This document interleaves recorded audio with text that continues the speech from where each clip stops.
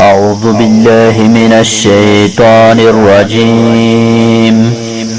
بسم الله الرحمن الرحيم.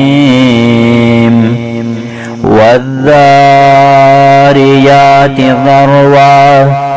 فالحاملات وقرا فالجاريات يسرا فالمقسمات أمرا إنما توعدون لصادق وإن الدين لواقع والسماء ذات الجبك إنكم لفي قول مختلف يؤفك عنه من أفك قتل الخراصون الذين هم في غمرة ساهون يسألون أيان يوم الدين يوم هم على النار يفتنون ذوقوا فتنتكم هذا الذي كنتم به تستعجلون إن المتقين في جنات وعيون آخذين ما آتاهم ربهم إنهم كانوا قبل ذلك محسنين كانوا قليلا من الليل ما يهجعون وبالأسحار هم يستغفرون وفي أموالهم حق للسائل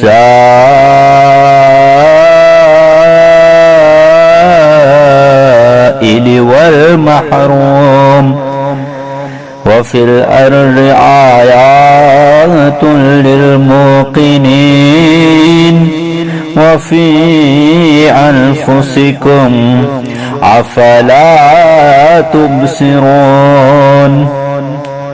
وفي السماء رزقكم وما توعدون فورب السماء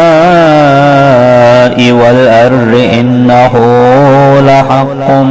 مثل ما أنكم تنطقون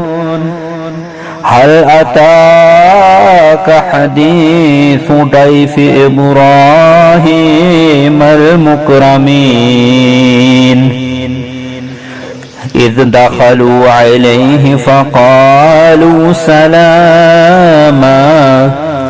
قال سلام قوم منكرون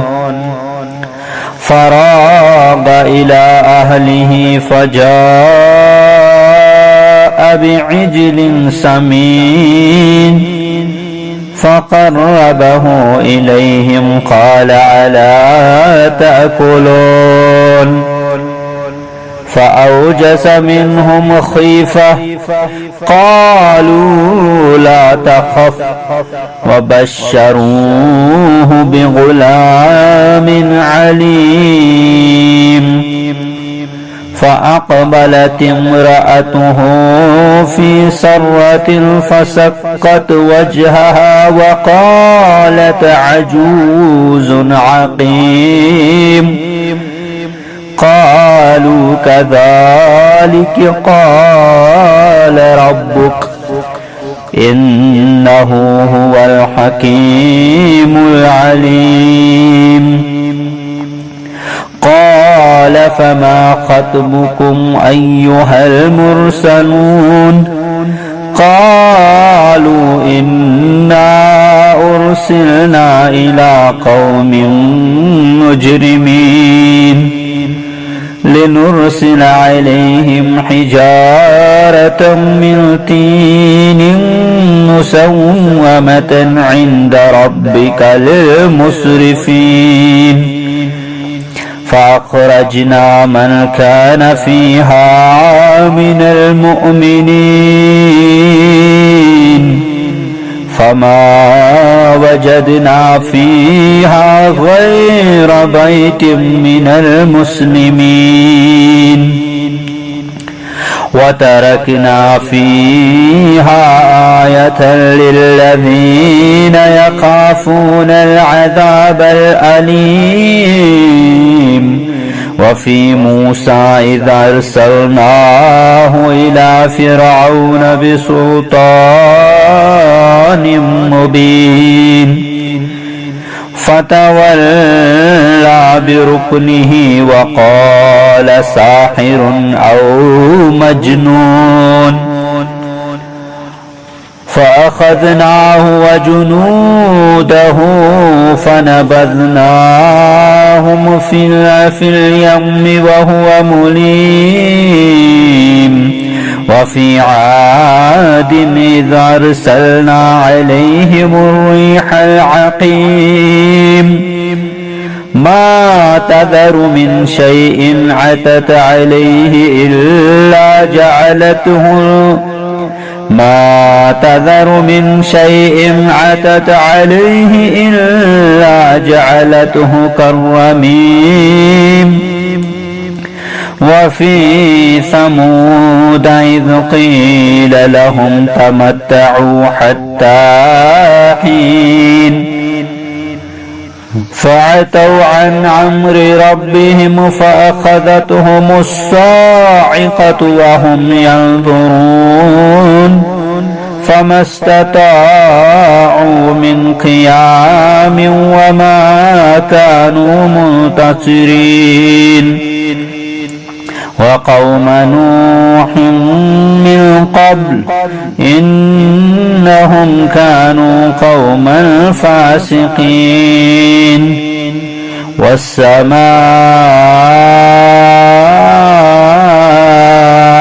بنيناها بأيد وإنا لموسعون والأرض فرشناها فنعم الماهدون ومن كل شيء خلقنا زوجين لعلكم تذكرون ففروا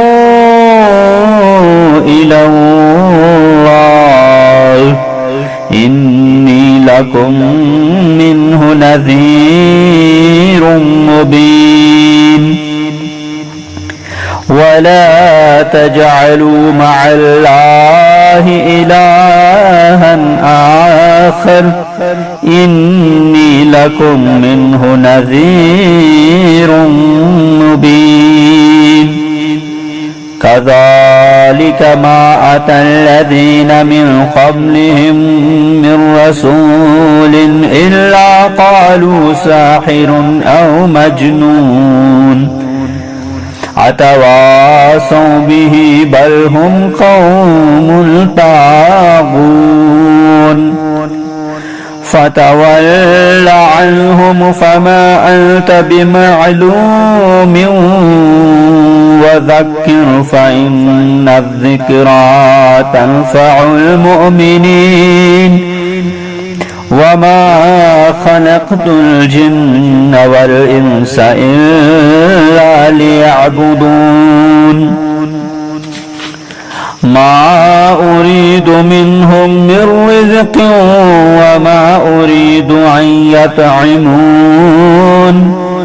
إن الله هو الرزاق ذو القوة المتين فإن للذين ظلموا ذنوبا مثل ذنوب أصحابهم فلا يستعجلون فويل للذين كفروا من يومهم الذي يوعدون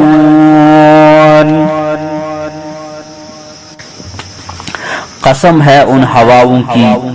جو مٹی وغیرہ کو اڑا کر بکھیرنے والی ہیں، پھر ان بادلوں کی قسم جو پانی کا بوجھ اٹھانے والے ہیں، پھر ان کشتیوں کی قسم جو آسانی سے چلنے والی ہیں، پھر ان فرشتوں کی قسم جو کام تقسیم کرنے والے ہیں۔ بلا شبہ تمہیں جو وعدہ دیا جاتا ہے وہ ضرور سچا ہے، اور بلا شبہ اعمال کی جزا ضرور ملنے والی ہے۔ قسم ہے آسمان کی جو راستوں والا ہے، بلا شبہ تم باہم مختلف باتوں میں پڑے ہو۔ اس ایمان سے پھیرا جاتا ہے جو شخص بلائی سے پھیرا گیا، اٹکل پچو کرنے والے مارے گئے۔ وہ لوگ جو غفلت میں بھولے پڑے ہیں وہ پوچھتے ہیں جزا کا دن کب ہوگا، جس دن وہ آگ میں جلائے جائیں گے۔ کہا جائے گا تم اپنا عذاب چکھو، یہ وہ عذاب ہے جسے تم جلدی مانگتے تھے۔ بلا شبہ متقین باغات اور چشموں میں ہوں گے، جو کچھ ان کا رب انہیں دے گا وہ اسے لے رہے ہوں گے۔ بلا شبہ وہ اس سے پہلے نیکوکار تھے، وہ رات کو بہت ہی تھوڑا سوتے تھے اور وہ سحری کے وقت مغفرت مانگا کرتے تھے، اور ان کے اموال میں سوالی اور محروم نہ مانگنے والے شخص کا حق حصہ ہوتا تھا۔ اور یقین کرنے والوں کے لیے زمین میں بہت سی نشانیاں ہیں، اور خود تمہارے نفسوں میں بھی، پھر کیا تم دیکھتے نہیں؟ اور آسمان میں تمہارا رزق ہے اور وہ چیز بھی جس کا تم سے وعدہ کیا جا رہا ہے۔ پھر قسم ہے آسمان اور زمین کے رب کی، بلا شبہ یہ مذکورہ امور اسی طرح حق ہیں جیسے تم بولتے ہو۔ اے نبی صلی اللہ علیہ وسلم، کیا آپ کے پاس ابراہیم کے گرامی قدر مہمانوں کی خبر آئی ہے؟ جب وہ اس کے پاس پہنچے تو انہوں نے سلام کہا۔ ابراہیم نے بھی کہا تم پر سلام ہو۔ پھر دل میں کہا لوگ تو اجنبی ہو۔ پھر چپکے سے اپنے اہل کی طرف چلا گیا اور ایک موٹا تازہ بچڑا لے کر آیا۔ پھر انہیں پیش کیا اور کہا تم کھاتے کیوں نہیں؟ تب اس نے دل میں ان سے خوف محسوس کیا۔ انہوں نے کہا تو نہ ڈر، اور انہوں نے اسے بڑے ذی علم بیٹے کی بشارت دی۔ پھر ابراہیم کی عورت حیرت زدہ سامنے آئی، اس نے تعجب سے اپنے چہرے پر ہاتھ مارا اور کہا میں بانجھ بڑھیا ہوں اور اولاد کیسے؟ انہوں نے کہا تیرے رب نے اسی طرح سے کہا ہے، بلا شبہ وہ حکیم و علیم ہے۔ ابراہیم نے کہا اچھا تو تمہارا مقصد کیا ہے اے بیچے ہوئے فرشتوں؟ انہوں نے کہا بلا شبہ ہم ایک مجرم قوم کی طرف بھیجے گئے ہیں تاکہ ہم ان پر مٹی کے پتھر برسائیں جو آپ کے رب کے ہاں حد سے گزر جانے والوں کے لیے نامزد ہو چکے ہیں۔ پھر وہاں جو بھی مومن تھے ہم نے انہیں نکال لیا، اور ہم نے وہاں مسلمانوں کا صرف ایک ہی گھرانہ پایا، اور ہم نے وہاں ان لوگوں کے لیے ایک نشانی چھوڑ دی جو دردناک عذاب سے خوف کھاتے ہیں۔ اور موسیٰ علیہ السلام کے قصے میں عظیم نشانی ہے جب ہم نے اسے فرعون کی طرف ایک کھلے معجزے کے ساتھ بھیجا تو اس نے اپنے قوت کے بل پر حق سے منہ موڑا اور کہا موسیٰ جادوگر دیوانہ ہے۔ پھر ہم نے اسے اور اس کے لشکروں کو پکڑا اور انہیں سمندر میں پھینک دیا جبکہ وہ قابل ملامت کام کرتا تھا۔ اور عاد کے قصے میں نشانی ہے جب ہم نے ان پر بے خیر و برکت ہوا بھیجی، وہ جس چیز پر سے گزرتی اسے گلی سٹی ہڈی کے مانند ریزہ ریزہ کر ڈالتی تھی۔ اور سمود کے قصے میں نشانی ہے جب ان سے کہا گیا تم ایک وقت 3 دن تک فائدہ اٹھاؤ، پھر انہوں نے اپنے رب کے حکم سے سرکشی کی تو انہیں کڑک لے آ پکڑا جبکہ وہ دیکھ رہے تھے۔ پھر نہ تو ان میں اٹھنے کی سکت تھی اور نہ ہی وہ بدلہ ہی لینے والے تھے۔ اور ان سے پہلے ہم نے قوم نوح کو ہلاک کیا، بلا شبہ وہ لوگ فاسق تھے۔ اور ہم نے آسمان کو اپنے ہاتھوں سے بنایا اور بلا شبہ ہم بہت وسعت والے ہیں۔ اور ہم نے زمین کو بچھایا تو ہم کیا ہی خوب بچھانے والے ہیں، اور ہم نے ہر جاندار چیز سے جوڑے پیدا کیا تاکہ تم نصیحت پکڑو، لہذا تم اللہ کی طرف دوڑو، بلا شبہ میں تمہیں اس سے کھلا ڈرانے والا ہوں، اور تم اللہ کے ساتھ کسی کو معبود نہ بناؤ، بلا شبہ میں تمہیں اس سے کھلا ڈرانے والا ہوں۔ اسی طرح جو لوگ ان سے پہلے گزرے ان کے پاس جو بھی رسول آیا تو انہوں نے بس یہی کہا کہ یہ جادوگر ہے یا دیوانہ۔ کیا یہ ایک دوسرے کو اس بات کی وصیت کرتے آئے ہیں؟ نہیں، بلکہ وہ سب لوگ سرکش ہیں، لہذا آپ ان سے منہ پھیر لیں تو آپ پر کچھ ملامت نہیں، اور آپ نصیحت کرتے رہیں، اس لیے کہ بے شک نصیحت مومنوں کو نفع دیتی ہے، اور میں نے جن اور انسان اسی لیے تو پیدا کیے ہیں کہ وہ میری عبادت کرے، بلکہ میری ہی عبادت کریں۔ میں ان سے کوئی رزق نہیں چاہتا اور نہ یہ چاہتا ہوں کہ وہ مجھے کھلائیں، بلا شبہ اللہ تو خود ہی رزاق ہے، بڑا قوت والا، نہایت طاقتور ہے۔ پھر بے شک جن لوگوں نے ظلم کیا ان کے نصیب میں عذاب ہے جیسا ان کے ساتھیوں کے نصیب میں تھا، لہذا وہ مجھ سے عذاب جلدی نہ مانگے، چنانچہ کافروں کے لیے ان کے اس دن کے آنے سے تباہی ہے جس کا ان سے وعدہ کیا جا رہا ہے۔